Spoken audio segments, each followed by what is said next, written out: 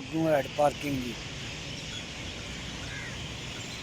मैंने मेरे लाले मुझे यार कितने बड़ा आखते हैं कि यार कितने कोई चलिए अफतारी करने कितने ना इतने सराई सरूई हाँ बहन जगह मैं तक जगह बहन बंदा लिया है ना घरों थले बिछाने वास्ते चटाई। चटाई हाँ इतने रोज़ा इफ्तार किया बड़ा स्वाद आ गया। बिल्कुल।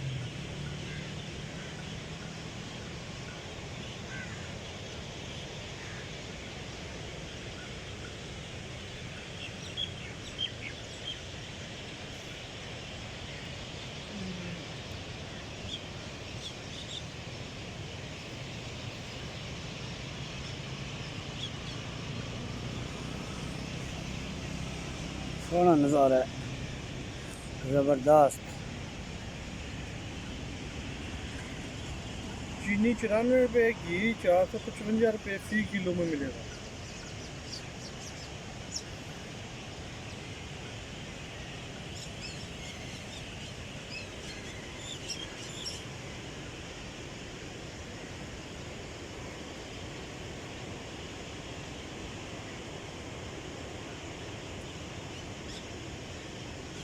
थोड़ा सीन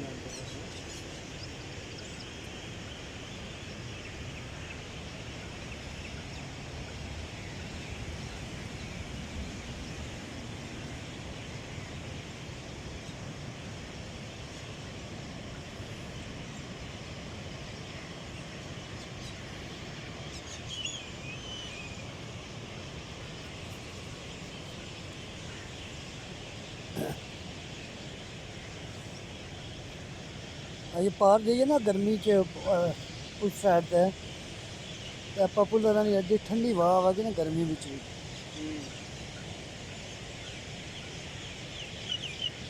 बंदे दिल करना इतनी समझ है।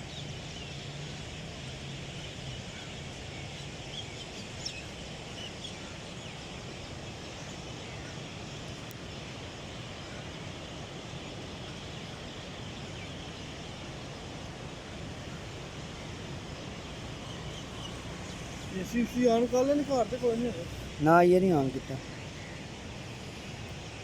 हूँ मौसम आ जाना बहरहाल हुण शुरू करना ही है। गर्मी होनी है रात गर्मी होंदी सुबह ने टाइम तो पक्खे की हवा ठंडी हो जानी है। ये जो 2-2.5 शहरी टाइम होना ना पक्खे की हवा ठंडी होंदी है। हाँ